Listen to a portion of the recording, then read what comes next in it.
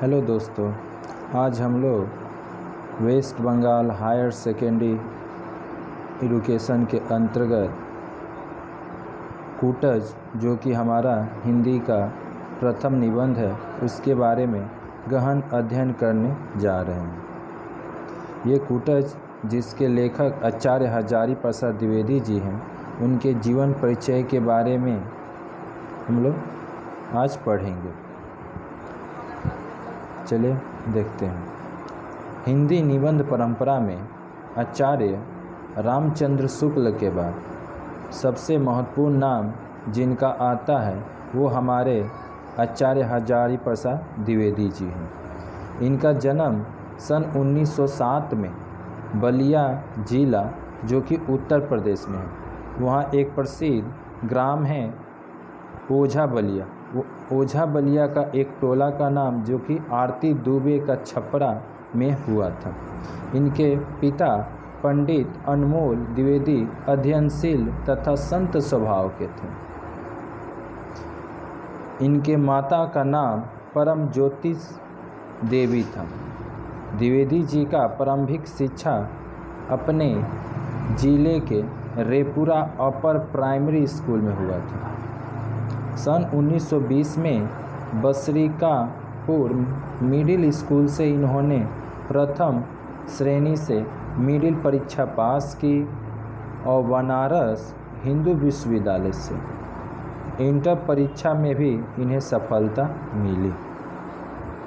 इसके बाद बतलाया गया है कि 1930 ईस्वी में से हिंदी अध्ययन हेतु शांति निकेतन चलेगा। यानी 1930 में हिंदी अध्ययन हेतु ये कहाँ चले गए? तो शांति निकेतन। अभी बीए भी उत्तीर्ण नहीं हुए थे कि नागपुर यूनिवर्सिटी के परीक्षक नियुक्त हो गए। यानी अभी ये बीए बैचलर्स ऑफ आर्ट्स में भी अभी उत्तीर्ण नहीं हुए थे कि इनको एक तरह से कहे तो नागपुर यूनिवर्सिटी का परीक्षक के तौर पर इनको नियुक्त कर लिया गया। शांति निकेतन में हिंदी विभाग के अध्यक्ष पद को ये 20 वर्षों तक ससमान सुशोभित करते रहे। वहीं इन्हें भी रविंद्रनाथ ठाकुर, श्री क्षितिज मोहन सेन और पंडित बनारसी दास चतुर्वेदी से साहित्य सेवा की प्रेरणा मिली। कुछ समय तक ये पंजाब विश्वविद्यालय में भी हिंदी विभाग के अध्यक्ष रहे। लखनऊ विश्वविद्यालय से इन्होंने ऑनरी डी लिएट की उपाधि प्राप्त किए और ये ऑल इंडिया रेडियो के उच्च अधिकारी के पद पर भी रहे। इनका देहावसान 19 मई 1979 ईस्वी को हो गया। द्विवेदी जी का साहित्य सेवा की देह निम्नलिखित रचनाएं हैं। निबंध इनके कुछ निम्नलिखित निबंध हैं, जिसका नाम अशोक के फूल, कल्पलता, कूटज, विचार और वितर्क, साहित्य के साथी तथा आलोक पर्व। इन्होंने कुछ साहित्य आलोचनाएं भी की है, जो कि इस प्रकार है। सुर साहित्य, हमारी साहित्यिक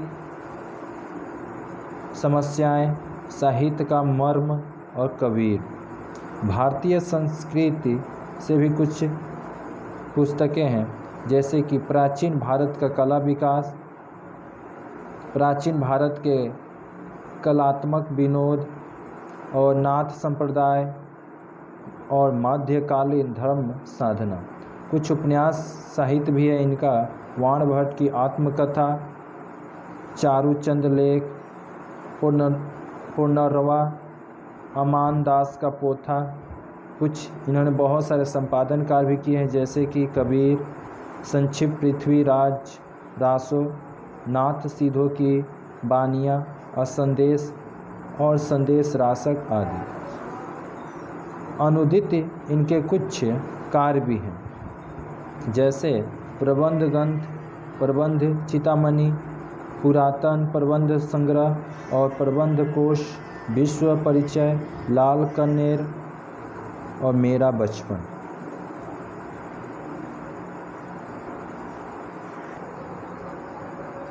यहाँ आपके इस पाठ्य से कुछ संबंधित शब्दार्थ हैं जो आपके पढ़ने हेतु बहुत ही सहायक सिद्ध होंगे, जो कि यहाँ दिया गया है।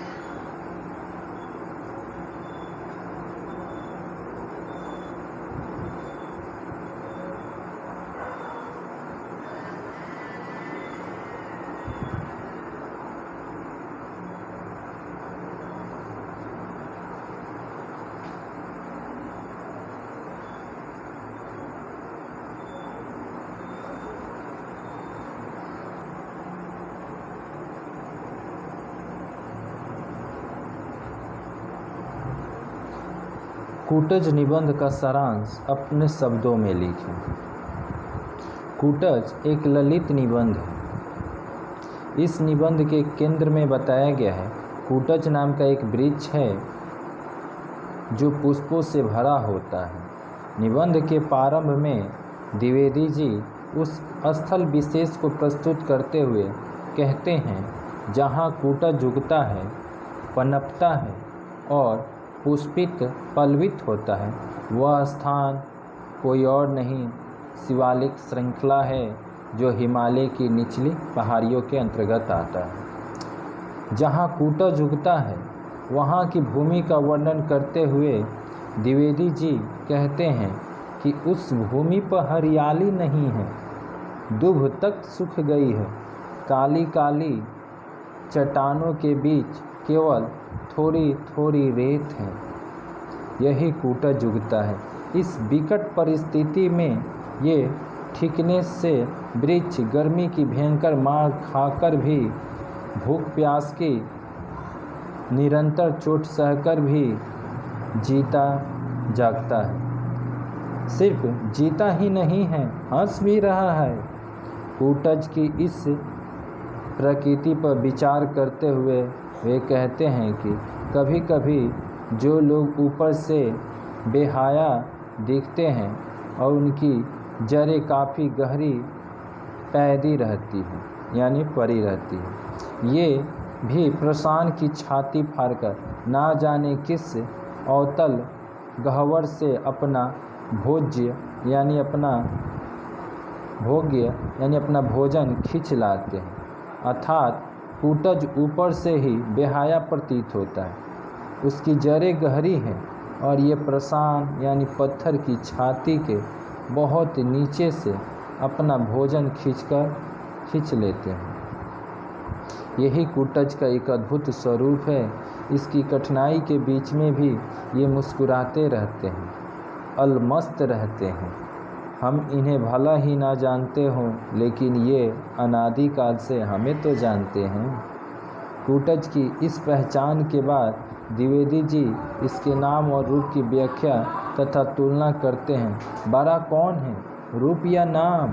द्विवेदी जी कहते हैं नाम इसलिए बड़ा होता है क्योंकि उसे सामाजिक स्वीकृति मिलती होती है, और रूप व्यक्ति सत्य, नाम समाज्य सत्य है। कूटज की पहली विशेषता है अपराज्य जीवन शक्ति, और यह नाम रूप दोनों में है। यही कारण है कि संस्कृत साहित्य में यह नाम जम बैठा है। कालिदास मेघों की अर्चना के लिए कूटज पुष्प ही मिले थे उनको। कूटज निबंध के अंत में द्विवेदी जी ने 3 मान्यताएं प्रकट की हैं। ये मान्यताएं भारतीय चिंतन के मुक्त कर्ण हैं। प्रथम तो ये बतलाया गया है कि व्यक्ति ना किसी का उपकार करता है ना ही अपकार करता है। दूसरा बात यही बतलाया गया है मनुष्य केवल जी रहा है और जीना इतिहास विधाता की इच्छा और योजना के अनुसार है। तीसरा बात ये बतलाया गया है कि मनुष्य के द्वारा किसी को सुख पहुंचाया जा सकता है और ना ही दुख। सुख वही है जिसका मन बस में है, और दुखी वही है जिसका मन बस में नहीं है। कूटज इन सारे छंदों से मुक्त है। यही कारण है कि उपरोक्त सारे तथ्यों को कूटज के माध्यम से व्यक्त करते हैं और उसे प्रतीक के रूप में हमारे सामने उपस्थित करते हैं। उसकी दृष्टि में कूटज वैरागी है। राजा जनक की तरह संसार में रहकर संपूर्ण भोगों को भोगकर भी उससे मुक्त, यही अपने आप में भारतीय चिंतन की शुद्ध रूप है।